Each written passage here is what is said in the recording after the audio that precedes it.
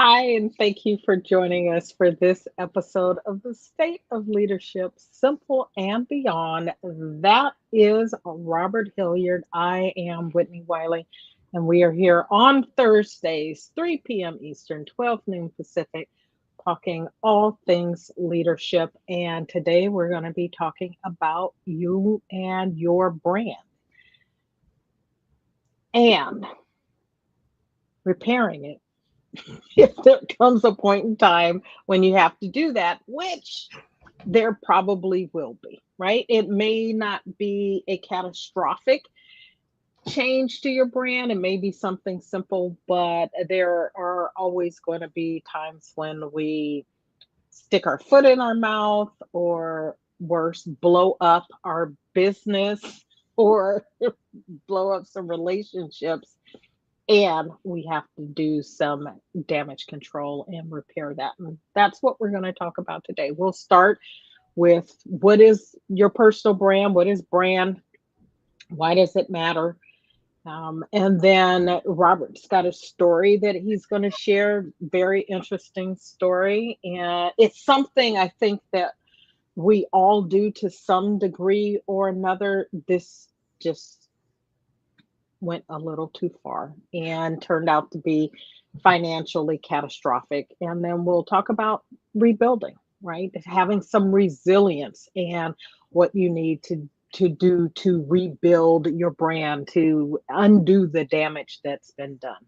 So, Robert, opening thoughts. No, I'm laughing because this is a really interesting story, and yeah, it's very interesting. And we were talking about it before we got on the broadcast, and I'm anxious to hear what you think about what this person did.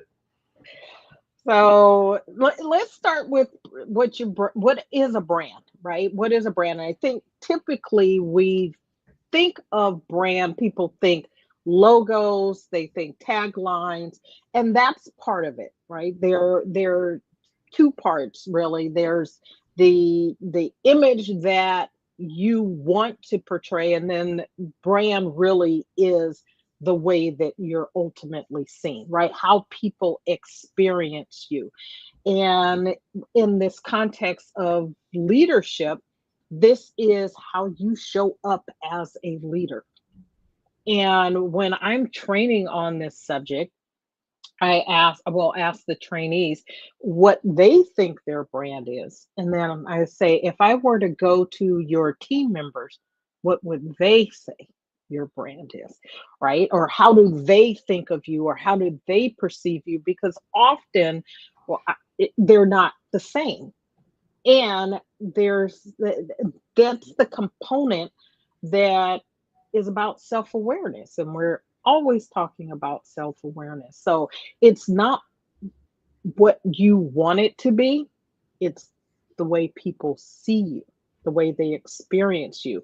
And if those are not aligned, then it may not be that your brand is damaged, it just is not in alignment. And there's an opportunity for you to do some work around that, which is pretty much the same as what you would do if it was damaged, but maybe not to such a broad extent. Yeah, I agree. I agree. So, trust, credibility, consistency, these are things that shape your brand over time. And so, if people don't trust you, if you're not seen as credible, you have some work to do in those areas, right? We're constantly talking about how you're building relationships and how you're showing up. And ultimately, consistency is what does that, particularly if trust is broken or your brand is damaged in some form or fashion. You can start the process. We are constantly seeing people do something and then come along and apologize for doing what they did, and thinking, well, I've apologized, is that enough? And in reality, that's not enough, right? Because people want to see that you are consistent and that it's authentic, that it's real. That's another reason that we talk about authenticity on the show so much, right? If you are not being seen authentically or as being authentic, then you've got a brand image right there. Yeah. And so the important thing to know is that you already have a brand. You don't have to build you don't have to build a brand. You have a brand. Yeah. The question is the brand that you want? Mhm. And if the answer is no, whether what you have is something that you've done intentionally or unintentionally, if it's not what you want, then you have some work to do to turn that around. So, Robert, let's play a little game. If what do you think your brand is? Ha! Oh my goodness. I think my brand is, well, that's an interesting question because I haven't thought about this in a while, but I think my brand is centered around me being strategic in all things. You know, I'm pretty much the same person in when I'm working and when I'm not working, unfortunately. I think very systemically. I think that's my brand. That I think very deeply about things. Um, I don't want to use the term intellectual because that sounds very braggadocious. I don't want to say that, but that I think deeply about things. Whether or not it's intellectual is a completely different thing. I have some deep thoughts that aren't necessarily intellectual. Yeah, I think my brand is, and I think it's, I'm going to say, I think it's pretty aligned. It is very similar to yours, sort of strategic, straightforward, right? There's little fluff with me, and I present the way I think most people see me. The things that people have said to me about how they perceive me is pretty much the way I think I come across. And a great deal of that is intentional, and some of it is just the nature of who I am, and with a little bit of rebellion tossed in for spiciness, For good right? measure. For good measure. And so, and some of that comes from clients, directly as clients, right? I have clients who have said the same things about me, clients who don't know each other, right? I have not fed them. And there is a sense that this comes from studying. This comes from paying attention, being observant. This comes from my desire to use the experiences that I've had in life as lessons. Mhm. And I've had a couple of different clients say something to the effect of, when they are working through things outside of our sessions, they say, "What would Whitney say?" Oh Or wow. what would Whitney ask? Right? Which suggests to me that I am presenting pretty consistently across, whether it's people that I've worked with in the past or my clients currently and my family, that they're having the same experience. So it's consistent, it's persistent. The good news for me is that it's authentic, and I don't have to do anything different to have that show up. And if I could impart, no one's asked, but if I can impart some words of wisdom here, it would be to be to be as authentic and real as possible, so that you don't have to do a lot of uh, shifting, right? Code shifting and the like. At the same time, you have to recognize who your audience is or what audience you're before, and make adjustments as appropriate, not to dupe people, but so that they get the messages that you're sending. And we've talked on a number of occasions about communication, and a communication doesn't happen until the message that's sent is the message that's received. Yeah. So, all of this, as we talk about frequently, All of this works together. That's why we're talking about it consistently. All of this works together. None of these components are in a vacuum. Not at all. Not at all. Totally agree. So let's talk about your case study, and then I'm willing to share I'll call it a challenge that I've had, and the work that I did to turn things around. And if you're willing to share some faux pas of yours that and how you turned it around, we can drop some personal anecdotes in this as well. But let's share your case study. Okay, this is a pretty famous case. It's about a gentleman by the name of Gerald Ratner. He passed away, I believe, in early 2000s or mid 2000s. But in the 1980s, Gerald Ratner had several jewelry stores throughout the UK. They were very, very popular. He made a lot of money. It was inexpensive jewelry. He sold things like watches, chains, earrings, some house gifts, things like that. So it was inexpensive. You can go to Ratner's, you can buy stuff, and a lot of people, particularly teenage women, were wearing his stuff, and so very, very, very successful. In 1991, I think it was April 23rd, 1991, he was invited to speak at the UK Institute of Directors, and he gave a now infamous speech. He was up there on stage at I think Royal Albert Hall talking about his business and about success and about business in general. And when he started talking about his own business, he attributed his success to the fact that the goods that he sold were quote unquote crap. Those are his words, not our words. This is what he said. And it got a lot of laughter from the audience. And of course, he then started doubling down, talking about the quality of his the things that he sold, and it wasn't very good quality. It wouldn't last. And of course, the audience is laughing at this stuff. It could have been self-deprecating humor, but the result was not. It wasn't seen that way by many people. So a couple of things happened because this speech was being recorded. It was then replayed on the television.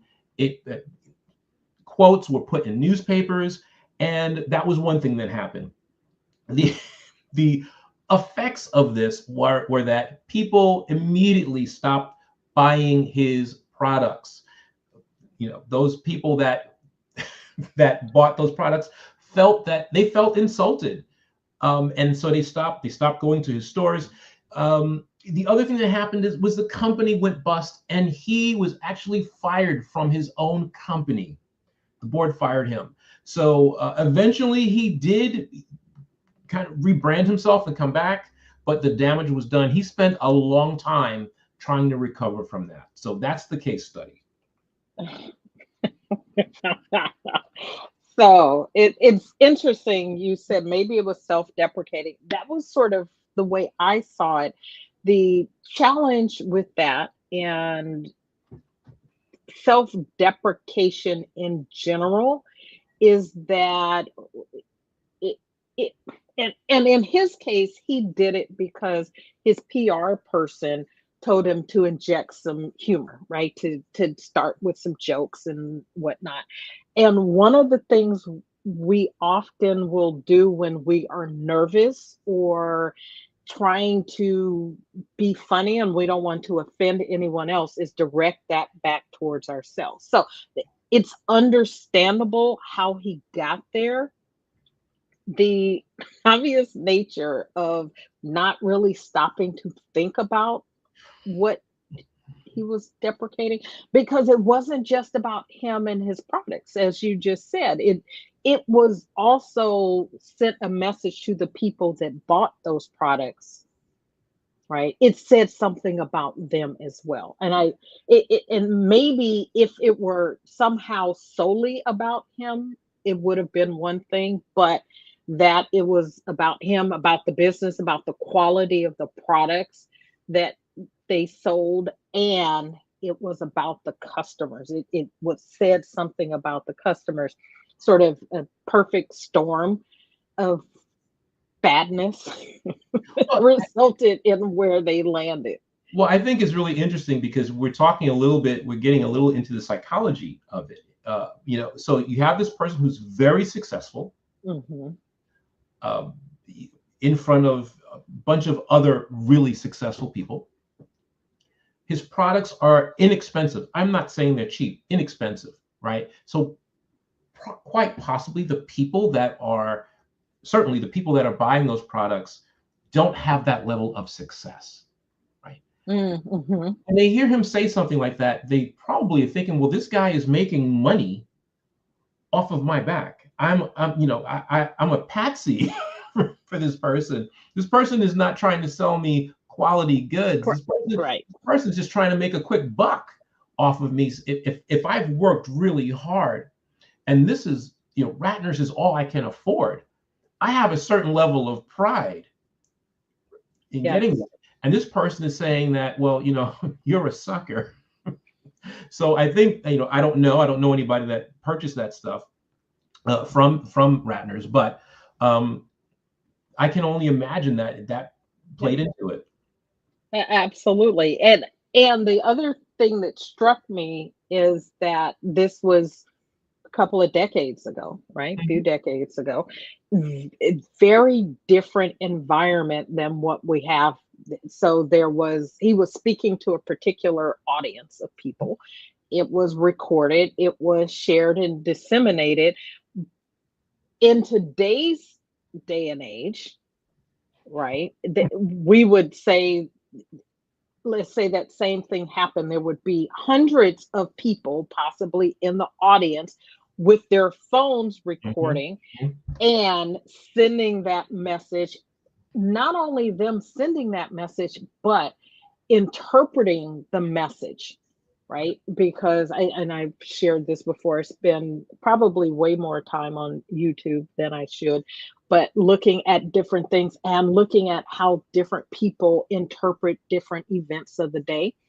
And sometimes, well, not sometimes, people, because this happens in life as well as on YouTube, people looking at the exact same event, set of circumstances, facts, will interpret it two different ways. And so if he's got an audience and there are hundreds of people with their own phones and then making their own commentary, adding to that, it becomes an issue. And so, what is one to do, right? You can't not open your mouth, you can't not speak, but everything you say either enhances your brand or it detracts from your brand. Right. And if there's a message to be sent here, it's that paying attention to what you do, what you say it, how you show up is vitally important for you, particularly in your role as a leader, because part of being a leader is that people are watching, people are following you. Whether or not it's on video and ends up viral or not is another story. It only takes one follower to take something that you've said or done, put their own interpretation and spin on it, to start sharing it. Other people hear what that person says, they share it, and so on and so on. And the work that you've done to build whatever particular brand you've attempted to build is now on a downslide. Right. And I think it's really interesting in this particular case because I think what makes it interesting is the fact that this person was the one that did it to himself. A lot of times when these things happen, it comes from out external forces. We talk about that a lot on the show. You always want to be mindful of the external forces. In strategy, we say market signals. You want to pay attention to that stuff because when something happens, you need to see if there are trends. And if there are trends, that's probably a sign that you need to, start thinking about your strategy, right? And your brand. But he did it to himself. Other companies have had branding issues, not just Ratner. IBM had that problem, and they came back by doing um, services and software. They came back by doing. Marvel had that. Marvel. A lot of people don't know this. Marvel at one point in the '90s, they were owned by Revlon, so they had a whole lot of brand issues. It was like, what does Revlon know about comic books? So when Marvel finally got out of that and they got purchased by somebody else, they had to do some things. They had to come back. People weren't really buying comics. They didn't, really know their identity too well. And so they came back and rebranded with the MCU. Now everybody knows Marvel Comics and stuff like that. Apple had problems too, and they were having some brand issues. People saw them as stuffy. They were kind of an elitist brand, and then Steve Jobs came back. This after he got fired from them. He came back, and they started with the iPod. That helped them. Netflix. You can't imagine Netflix without the popularity. People forget that Netflix used to be in the rental space. We're talking about pivots here, but it's also about rebranding as well. They used to rent DVDs, for those of you who don't know that or weren't born at that time. And in fact, they only stopped renting DVDs 2 years ago. They were still doing it, but they switched from that to streaming. When they saw, they looked at those market signals and they saw that, and like, we need to look at our strategy. We need to rebrand. So this is not a new thing, but I think the thing that makes this unique is he did it to himself. No, I agree. And you're bringing up companies that made me think of Ford, GM, the American auto industry, right? For quite a long time, American cars were not thought to be quality cars. And that more and more Americans were purchasing foreign automobiles, Japanese cars in particular, when you were not of a particular financial status, let's say, to buy German or Bavarian or English, right? And so you would buy Japanese cars, and then we've got now Korean cars and other countries making cars that actually do quite well. One of the foreign cars that did not have, I think, as good an entry into the market. I hate to mention a brand and be wrong, but I want to say it was Hyundai, not thought of particularly strongly. But they have come around, and in my own personal assessment, being able to rent cars, right? When you're renting cars and you get a car as a rental, and actually being able to drive a number of different brands, you can see that some things are actually much better than the reputation, right? Or the brand appearance that it has. So again, when you mentioned a couple of things that are really important, you talked about strategy. And the strategy goes back to vision. What is the vision that you have? How do you want to be perceived? And you have to start there. How do you want to be perceived? How do you want people to experience your team members, your family members, your friends, your clients, customers, etc.? How do you want to be experienced? And then do some research, right? Do some market research. Ask people, how do they actually experience you? And find out if whether or not those things are in alignment. Because if they're not, there's a gap there, and it becomes your opportunity to do, as Robert mentioned, do some rebranding, right? To rebuild your brand, or what is called rebranding. So that starts with self-awareness and acknowledging how others experience you, and how that may be different from how you're experiencing and how you want to be experienced, which means taking some ownership and responsibility for how you are actually showing up, not how you think you are in your head, but to actually work from a place of, this is what it is, this isn't what I want, and this is what I need to do differently. And I'll just share this on my own journey of paying attention to my brand when I was growing up and into my probably a good way into my adulthood. I was someone who was perceived as being mean and not accommodating.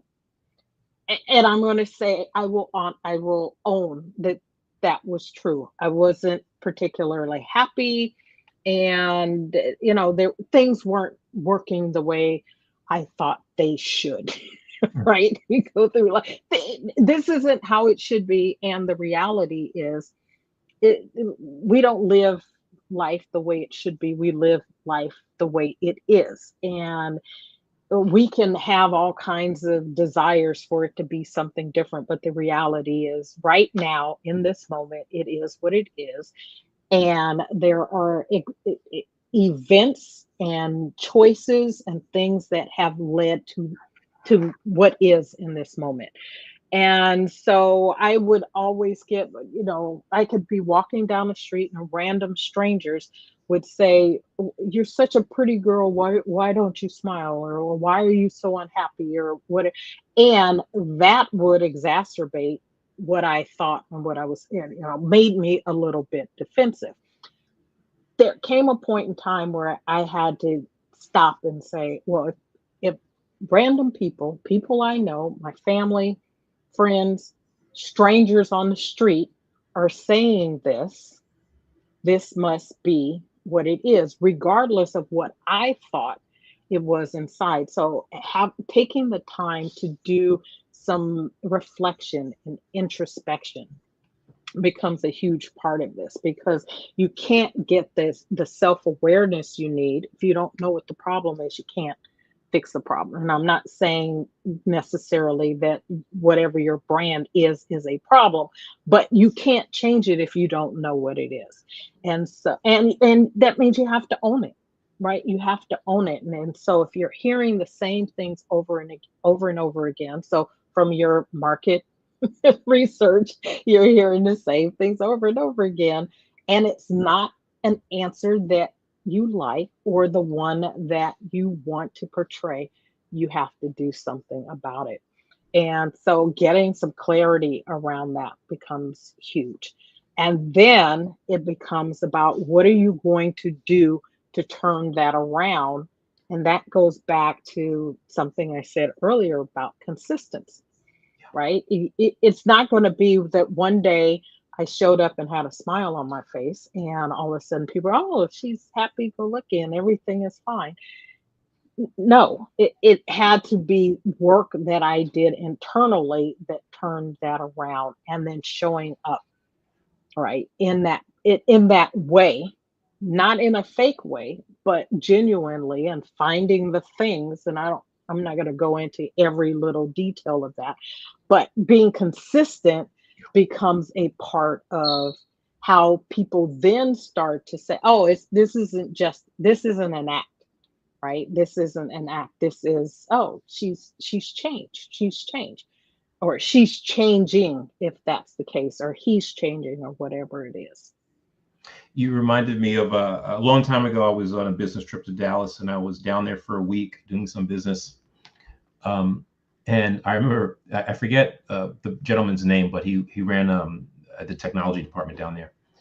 And I forget the context, but he said something to me that stuck with me. He goes, in Texas we say if 3 people call you a horse, put a saddle on your back. And if you're hearing, my dog is trying to get into the office. If you're hearing the same thing from different sources, then it's probably true. Especially sources that don't know each other. That it at least warrants you to take a look at what people are saying, so you can see if it's true. And I think sometimes what happens is our egos get involved, and we want to deny that what people are saying are true, or could be true, and we double down on behavior that's not necessarily helpful for us. Absolutely. Absolutely. And I can say in my case, that was definitely, in the beginning, it was like, oh, that's just family. Of course, they say that. And then, but if you're hearing it, I don't know if it's 3 or 10 or 13, whatever the number is for you. For Enough. some people, one may be enough. That is not in alignment with the way I want to show up, how I want to be perceived. If one person is experiencing that, one is enough, right? So it's 1, 3, 5, whatever it is.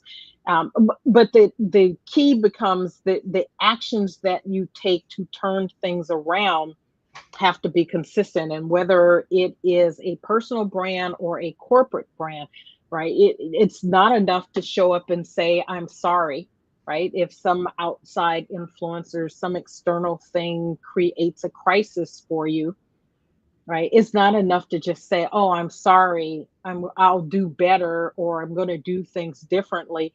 We are getting so many apologies, and what is one of the first things people say when someone apologizes, right? Are they apologizing because they're really sorry, or are they apologizing because they got caught, right? Because we see this behavior, or have learned about this, and so people are really skeptical about apologies and professions of change. And the only way to prove ultimately that you've changed, that your brand is different than it was, is for them to see it consistently over and over again, so that it becomes so pervasive that it pushes whatever the former perception was out of sight, out of mind. Yeah. So do you want to start talking about things that people can do to rebrand, or Yes, you want to let's talk do about it. my faux pas, which Either way, whichever one works for you. I have so many, but I'll talk about one. One, my former boss, who was fantastic, took me to visit a client. And one of the things that my brand at the time, I guess, was that I was very lighthearted and I made jokes. And so right in the middle of this meeting, I cracked a joke, which the client thought was hilarious. My boss, not so much. And so I had to issue an apology to my boss and let her know that she could trust me enough to take me on future trips to meet other clients. And that was, it was a hard road, because she was really embarrassed and off put by my joke. The client thought it was funny, and at the time that was good enough for me. But I had to realize it wasn't just that person that I needed to cater to. It was my boss. So, but let's talk a little bit about what you can do to repair your brand. The first thing is you need to acknowledge what you did and take responsibility. One of the things that you can do to do that, I'm going to name 3 things, is immediately issue an immediate and sincere apology. And then be transparent. You want to talk about what happened, what you did. You don't want to color what you did. You want to, and I think that's where people get into problems, because they'll say like, well, I did that because of this. This is the only reason why I did that. Is just saying, look, I messed up, and there's no excuse for it. I made a terrible mistake, but it needs to be timely. You don't want to wait.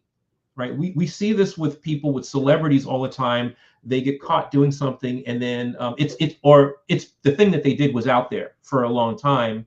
And then when it becomes public, then they apologize. Well, it's too late, because that thing happened 3 years ago. You should have issued an apology when that thing happened, but they wait until it comes out, and then so it needs to happen. It needs to be timely. So immediate, you take responsibility, transparent, what exactly happened. Don't try to color it.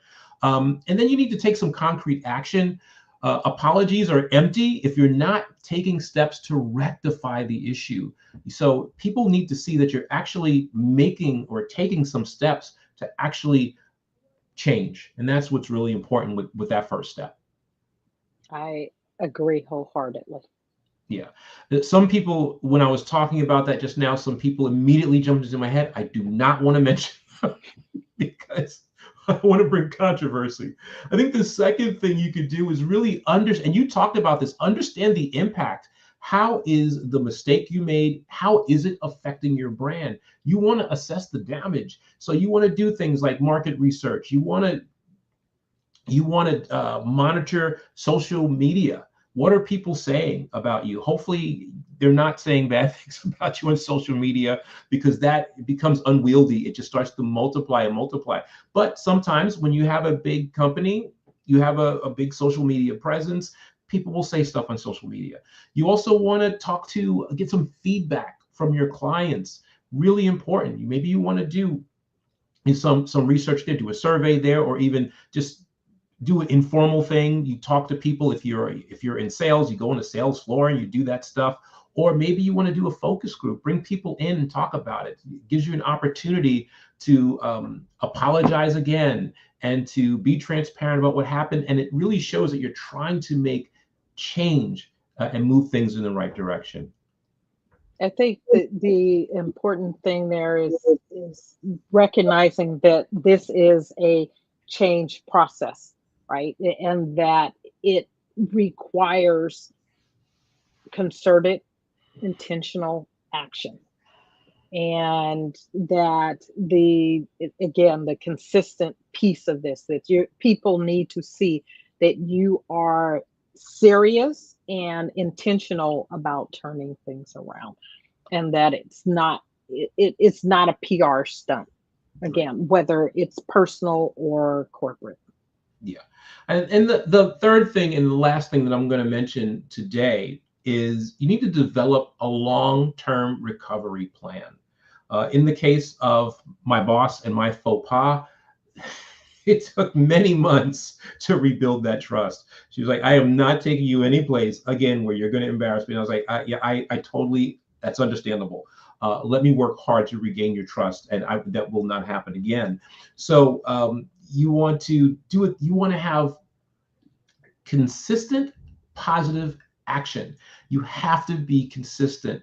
You can't slack off, because once trust is broken, it takes a long time to regain it. You also want to communicate your plan, because it lets people know that you're serious about making things right. This is the plan. This is what I'm going to do. And this is what you're going to see in the next couple of months, next couple of weeks, whatever it is.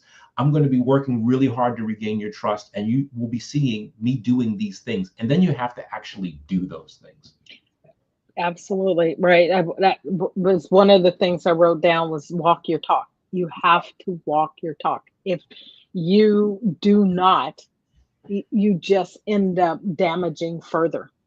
And it's one of those areas that is easy to get off track, right? And so here's the thing about change, right, to keep in mind, is that you can go a long period of time where you're intentional, you're making the change, you're doing the action, and then you slip up one time, right? And it will undo all of that, because people say, see, I knew Robert hadn't changed.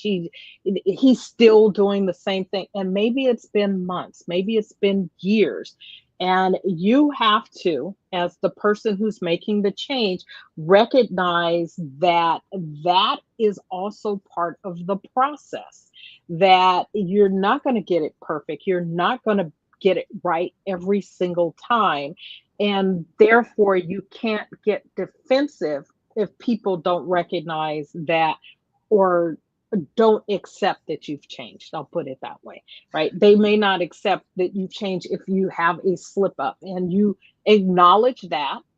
And I loved what you said about not making excuses. You can't say, well, I've been doing it all right for the last, 3 years, and slipped up.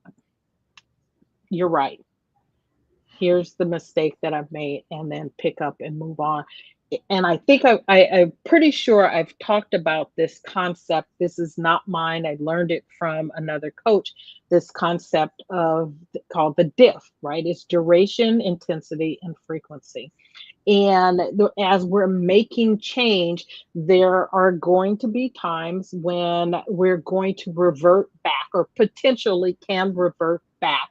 And what you're looking for in the change process is for the duration that and some episode lasts is shorter, right? So Yeah. if you are making mistakes, say, that they're doing things, taking actions that are damaging your brand, that you are minimizing how long that lasts.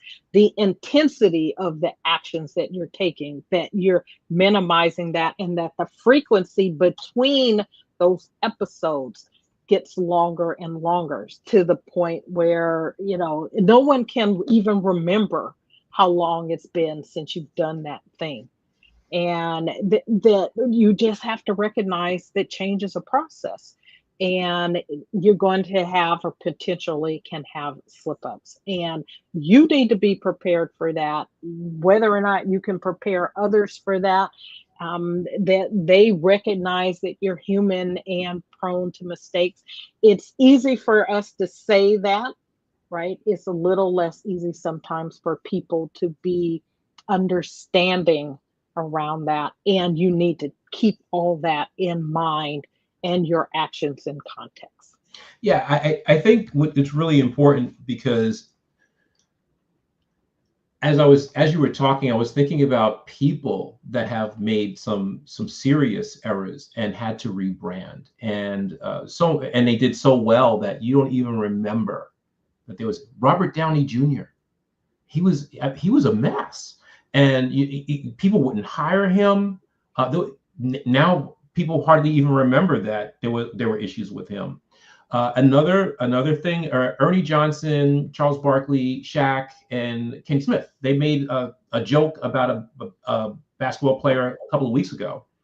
Um, they were joking about this person being dead. Well, this person was alive, and they got a lot of backlash about that. The very next time they were on the air, Ernie Johnson came on and issued an apology. He said, "We messed up. We apologize." No one even remembers that. It's one of those, and this happened a couple of weeks ago because I it's missed that episode. well, it's as soon as because I remember reading about the backlash. I was like, wow, it was pretty substantial. People were talking about this, and the very next time they were on the air, Ernie Johnson issued a very sincere apology, and it went away. That makes me think of something that's really important as like part of this process, and that's having goodwill, right? Having a good reputation and a good solid brand on the front end, because when you extend, you make the mistake, you do something that's damaging, you make the apology, you make the change in actions, you are much more likely to get some forgiveness and some understanding of your humanity than someone who doesn't have such a good reputation and brand, and them attempting to turn that around, right? If I could have an analogy, it's the difference in trying to turn your Toyota, make a U-turn with your Toyota, as opposed to trying to make a U-turn with a ocean liner, Yeah. right? That one is much easier to do because you come from a place of goodwill and people already think nice, positive things about you and are accepting that, oh, you made a mistake.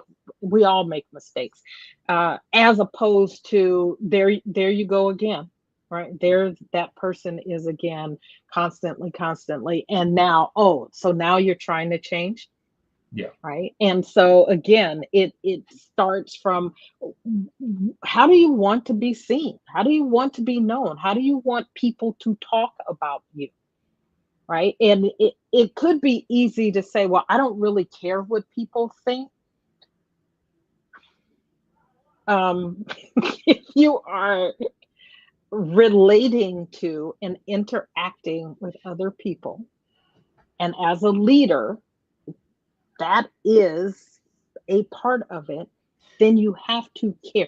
Not care to the point where it's debilitating what people think about you, but you have to acknowledge and recognize how people see you and how you impact them, so that you can be effective in the work that you're doing. And that ultimately is what this is. This isn't about you being liked or not liked. This is about you being effective in your work, in your role, in your relationships. And the more that your brand is one that people gravitate to, support, or in alignment with, the more likely you're going to be able to be effective with them, particularly when tough times come along, not necessarily even related to you, but when crises happen, when you need people to do something, when you need to impact them to turn them around so that they can do their best work. If you're not received well, that's going to be more difficult for you. And so again, it's not about being liked, it's about being effective. I always, I want to say this right. I always hold that comment in suspect when people say, "I don't care what people think." They care who somebody thinks. This, they care about they care about somebody out there. If you don't, then you probably have other issues that we're not qualified to talk about on the show. But Well, I am. yeah, I slept at a Holiday Inn last night. No, okay. But you know what I'm talking about? Is like yeah, whenever I don't care what people think. You probably do. You care about somebody's thoughts, right? How you appear to somebody, or or like you should, right? Because everyone's always looking. Everyone's, if you're a parent, your kids are looking. You care about what they think about you, or you should. If you're a teacher and you're in front of students, you should pretty much care what your students think about you to a certain degree. So it's I always find that statement a little off-putting. I don't care. I've said that in the past, and of course, it wasn't 100% true. I may not care what that person thinks or that group of people think, but I do care about the people around me in my orbit, what they think. and you're right. And I would agree with that. I have said it, and your point about that group, I don't care what that group of people thinks or that group of people thinks. And I it's probably a defense mechanism as well. And Mhm. because no one wants to think that there's something wrong with them. Yeah, yeah, Right? No one wants to think that they're the one that's creating problems and havoc. And so it's easier to say, well, I don't care what people think, than to look inside and say, "Oh, here are the responses that I'm getting." Right? This is how people are responding or reacting to me. Mhm. And I don't want to change. And that's one of those things. And I've said, and it's been a long time, but I have said that too. I'm not gonna. This is who I am. I'm not gonna change. And the reality is that not only was I going to change, I needed to change, and I did change. But you can't do that until you have some self awareness around what you're doing and whether or not what you're doing is, again, going back to being effective. Is it getting you the results that you want? Right. If you're not getting the results that you want, right? Yes, it's easy to look out and blame external things, but you can't control the external things. You can only control the internal thing. You can only control yourself. And so to the degree that you want something different than what you have, the only control you have is to make changes within yourself. And when you come to that place, then you are empowered, right? We talk about, as leaders, empowering people. We really can't empower them, right? They really empower themselves. And we can create some environments that, or provide some mirrors that help them see some things that help them come to a place of self-awareness and understanding, so that they want to do what they need to do, make the change, take the ownership, the responsibility, as you mentioned earlier, to do what they need to do to get what it is they want, to have the vision that they want ultimately as a part of their life. Totally agree. Okay. So I'm going to say do good work, right? Do consistently good work, walk your talk, have a vision, and then live that vision, live in alignment with that. And to the degree that it is what you're hearing, the feedback that you're getting is not in alignment with the vision that you have, then you have opportunity to make some changes. And Robert, if someone wanted to make some changes, right? They wanted to do some deep dives and some introspective work and reflection and make changes to brand, their brand. How could they go about getting in touch with you to do that? Sure. They can email me at inspireme@Robert Hilliard Coaching, or they can just go right to my website, roberthilliardcoaching.com, and get to that contact sheet, fill that out. Let me know what goals you have, what challenges you are experiencing, and we'll set up a discovery call and we can figure out whether or not we're a good fit for each other. And likewise, if you would like to get in touch with me, shiftingintoaction.now.site, shiftingintoaction.now.site. There's a form there as well for you to submit.